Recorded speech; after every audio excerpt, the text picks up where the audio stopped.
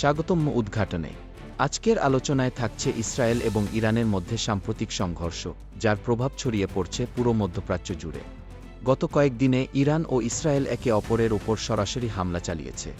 এই হামলায় ব্যবহৃত হয়েছে উন্নত প্রযুক্তির ক্ষেপণাস্ত্র এবং ড্রোন, যার মধ্যে রয়েছে ইরানের হ্যাজ খাসম নামের নতুন মিসাইল, যা ইসরায়েলের প্রতিরক্ষা ব্যবস্থাকে চ্যালেঞ্জ করছে। এদিকে ইসরায়েলও পাল্টা হামলায় ইরানের গুরুত্বপূর্ণ স্থাপনাগুলো লক্ষ্য করে এয়ার স্ট্রাইক চালিয়েছে। তেহরানের বেশ কিছু জ্বালানি ডিপো, সামরিক ঘাঁটি ও শিল্প এলাকা ধ্বংস হয়েছে। এই পরিস্থিতিতে যুক্তরাষ্ট্র সরাসরি যুদ্ধে অংশ না নিলেও ইসরায়েলকে সামরিক সহায়তা দিচ্ছে।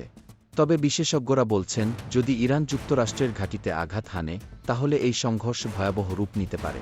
ইরানের কাছে প্রচুর ক্ষেপণাস্ত্র মজুদ রয়েছে, যা দিয়ে তারা দীর্ঘ সময় ধরে আক্রমণ চালাতে সক্ষম।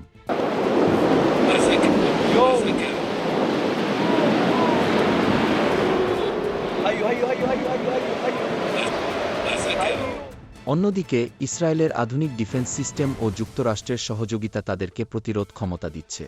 এই যুদ্ধের ফলে আন্তর্জাতিক বাজারে তেলের দাম বেড়ে গেছে। বিশ্বব্যাপী আর্থিক অনিশ্চয়তা তৈরি হয়েছে এবং জাতিসংঘ বিষয়টি নিয়ে আলোচনায় বসেছে।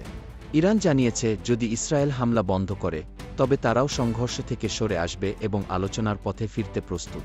আপনাদের কি মনে হয়, এই যুদ্ধ থামবে না আরও বিস্তৃত হবে?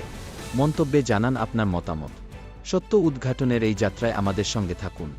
সাবস্ক্রাইব করুন উদ্ঘাটন।